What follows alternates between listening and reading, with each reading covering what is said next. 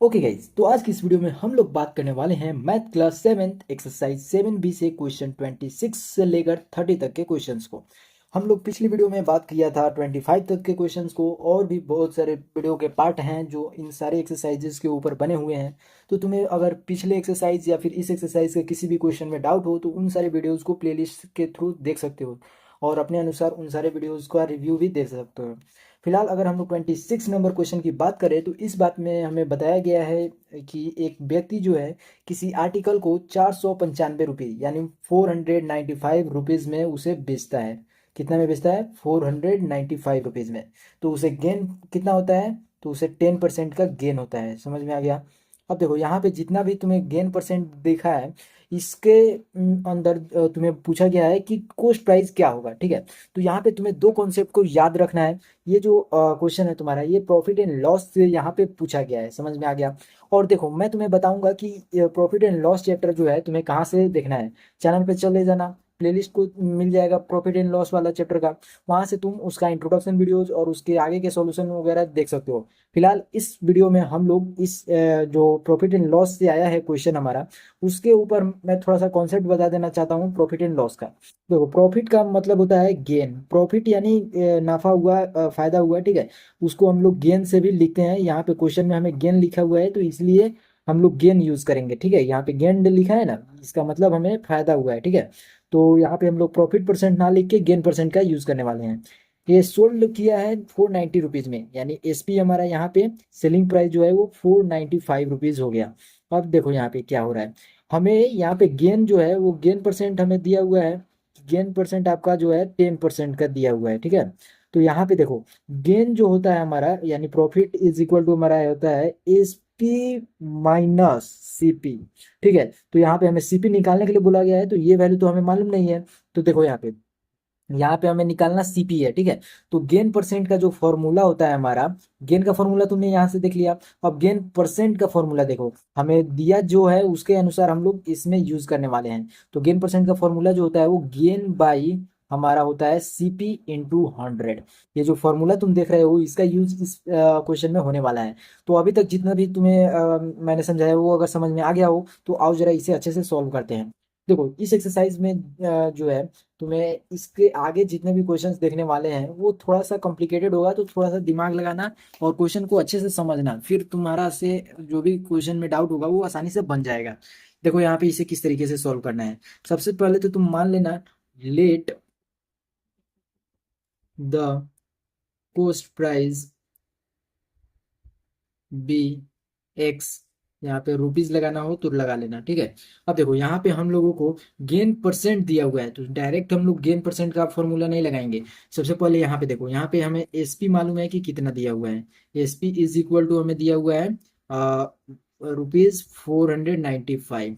तो यहाँ पे हम लोग अच्छे से लिख लेते हैं 495 रुपीज में बेचा है। अब देखो यहाँ से अगर हम लोग गेन को देखें तो गेन हमारा होता है एसपी माइनस सीपी। तो एसपी ये है तो आर एस जो है हमारा 495 माइनस में अगर हम लोग एक्स कर देंगे तो वैल्यू हमारा गेन का निकल जाएगा।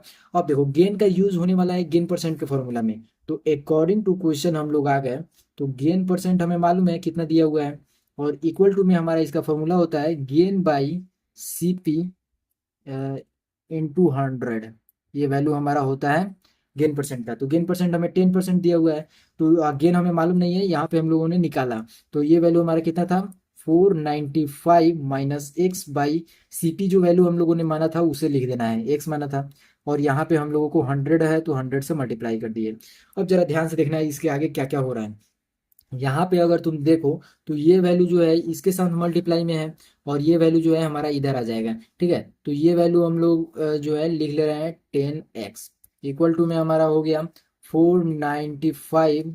यहाँ पे 495 पे 00 माइनस में 100x।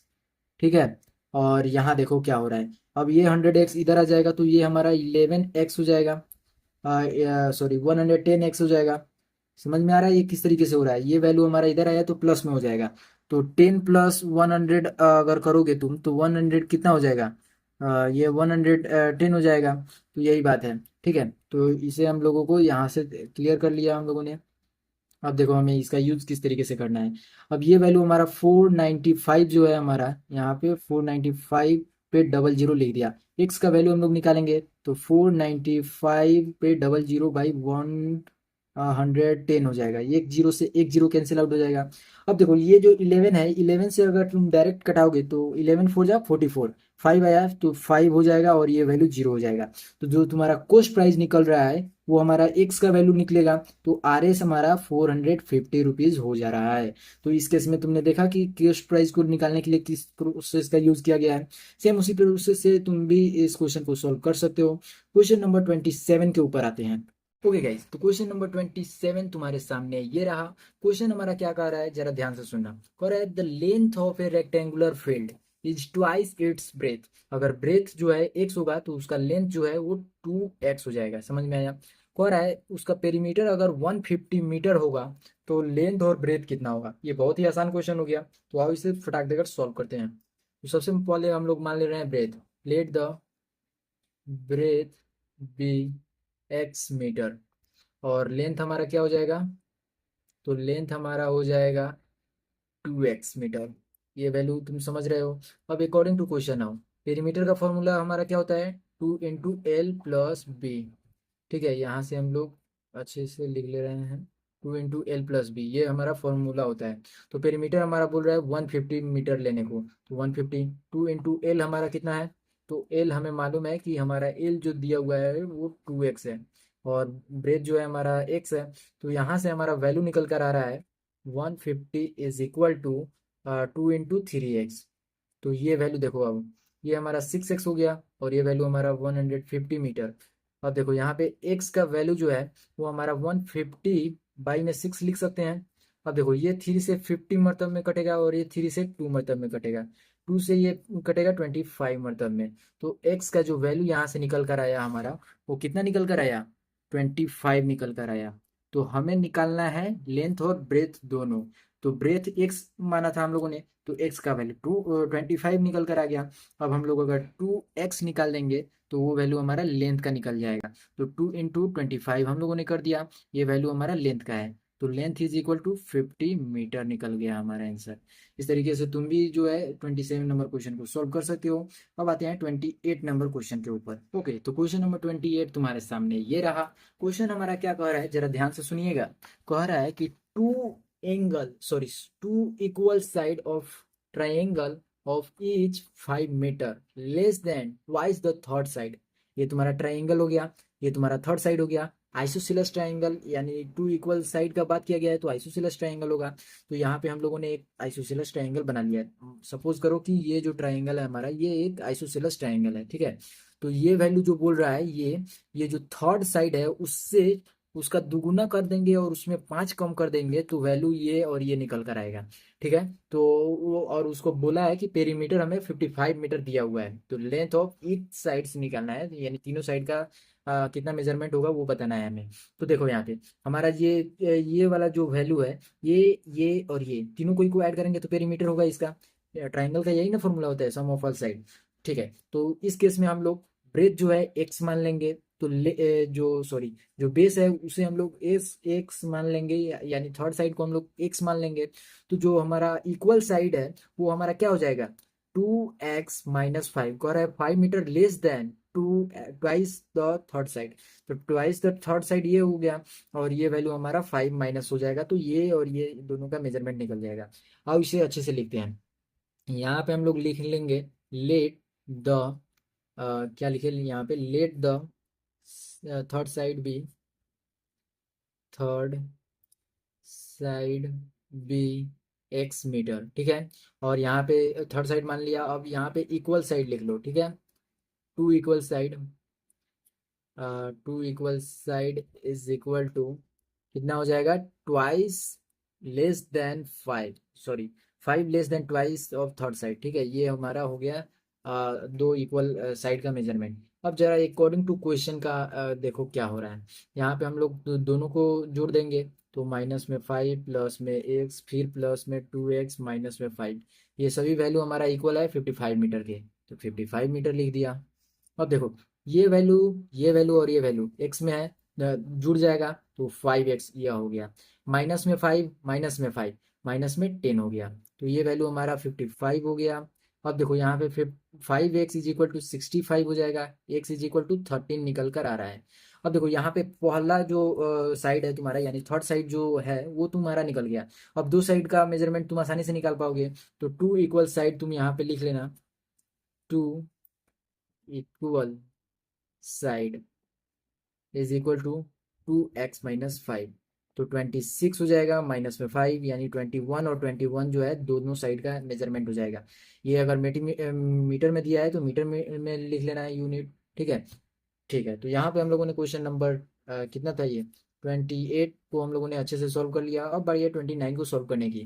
ठीक है, तो सबसे पहले उसे लिखते हैं और आसानी से उसका सॉल्यूशन निकालते हैं। अभी तक तुमने जितना भी क्वेश्चन बनाया उन सभी में से आसान है 29 और 30 नंबर क्वेश्चन। क्यों आसान है, तो देखो यहाँ पे बोला जा रहा है हमें two complementary angles differ by 8 sorry degree, 8 degree से दो कॉम्प्लीमेंट्री एंगल जो है डिफर कर रहे हैं, यानी एक जो है अगर हमारा एक्स है तो दूसरा जो है जो भी एंगल होगा हमारा उसमें अगर 8 जोड़ देंगे तो वो वैल्यू हमारा एक्स के इक्वल आ जाएगा, यानी 8 जो है वो दूसरे साइड से 8 ज़्यादा है, तो एक्स माइनस दूसरा साइड अगर तुम कर दोगे तो वो वैल्यू हमारा 8 के इक्वल आ जाएगा। दोनों तरीके से बना सकते हो, ठीक है। तो देखो यहाँ पे कॉम्प्लीमेंट्री का एंगल का मतलब क्या होता है समझो। यहाँ पे कॉम्प्लीमेंट्री एंगल मतलब होता है दो ऐसे एंगल जिनको अगर हम लोग जोड़े तो उसका वैल्यू जो है 90 डिग्री के इक्वल आ जाए। 90 डिग्री समझ रहे हो ना।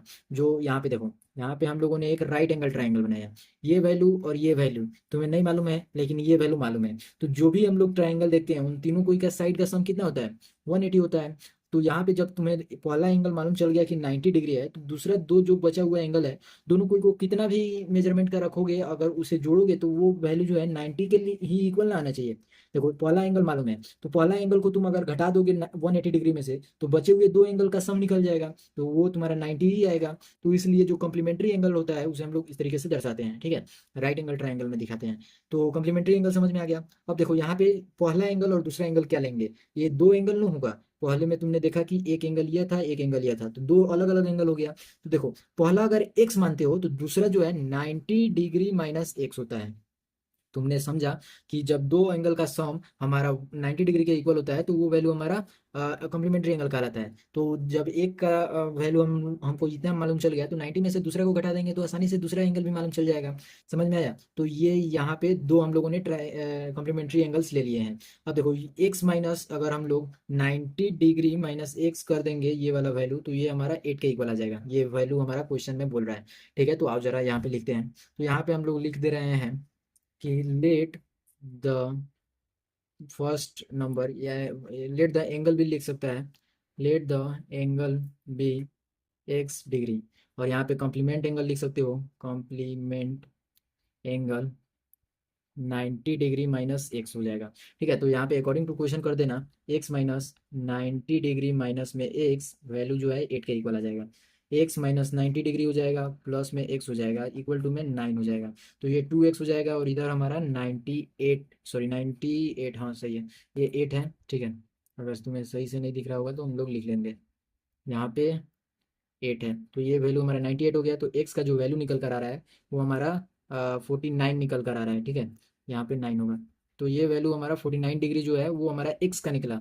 अब देखो इसका कॉम्प्लीमेंट भी हमसे पूछा है कि एंगल्स बताइए क्या क्या होगा। तो कॉम्प्लीमेंट एंगल अगर हम लोग 90 डिग्री में से घटा देंगे तो वो हमारा आ जाएगा। तो यहाँ से हमारा जो वैल्यू है वो हमारा कॉम्प्लीमेंट डिग्री जो है कॉम्प्लीमेंट एंगल वो 41 आ गया। समझ में आया। इस तरीके से जो भी हम लोगों को क्वेश्चन पूछा जाता है एंगल्स कॉम्प्लीमेंट्री एंगल और सप्लीमेंट्री एंगल वाले वो यही इसी तरीके से बनते हैं। अब आते हैं 30 नंबर क्वेश्चन।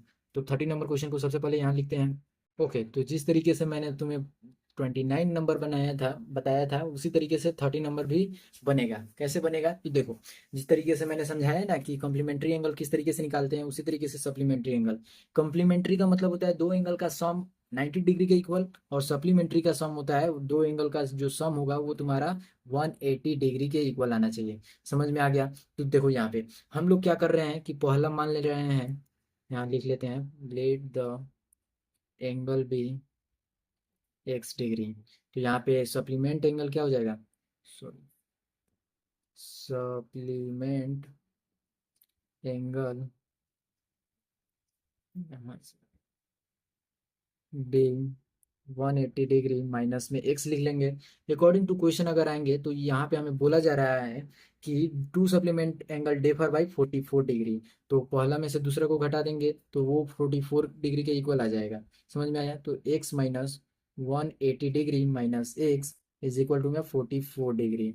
ठीक है, तो ये वैल्यू हमारा x माइनस 180 डिग्री हो गया, प्लस में हमारा x हो गया, ये वैल्यू हमारा 44 डिग्री के इक्वल है। तो यहाँ से हमारा 2x minus 180 degree equal to में हमारा 44 हो गया। ये 2x इज इक्वल टू में हमारा जो वैल्यू है 44 उसके साथ ऐड हो जाएगा 180 डिग्री। तो यहाँ देखो अब 2x जो है वो हमारा 4 और ये वैल्यू हमारा 22। तो ये वैल्यू हमारा उसके बटा में चला जाएगा, तो यहाँ पे 224/2 हो गया, तो ये हमारा 112 डिग्री आ गया। तो जो पहला एंगल आया हमारा वो 112 डिग्री का आया। अगर इसका सप्लीमेंट हम लोग देखें तो 180 डिग्री में से हम लोग सब 112 को घटा देंगे तो ये हमारा आया 8, ये हमारा बन जाएगा 7, 7 में से 1 गया तो 6, और ये हमारा 68 डिग्री जो है ये सप्लीमेंट एंगल निकल कर आ गया। इस तरीके से दो एंगल जो इसका था वो हमारा 112 और 68 डिग्री हो गया। समझ में आ गया? अब देखो यहाँ तक तो हम लोगों ने समझ लिया। इसके आगे के जितने भी क्वेश्चंस हैं, 5 क्वेश्चंस बच गए, वो बहुत ही इंटरेस्टिंग क्वेश्चन है और बहुत ही अच्छे से बनाने सोचना पड़ेगा तब जाके बनेगा। तो वीडियो को अभी लाइक कर दो। अगली वीडियो का जो लिंक होगा तुम्हें डिस्क्रिप्शन में दे दिया जाएगा, या फिर तुम चैनल पे जाके प्लेलिस्ट के थ्रू भी देख सकते हो। फिलहाल वीडियो को लाइक करो, चैनल पे नए हो सब्सक्राइब करो, जुड़े रहो।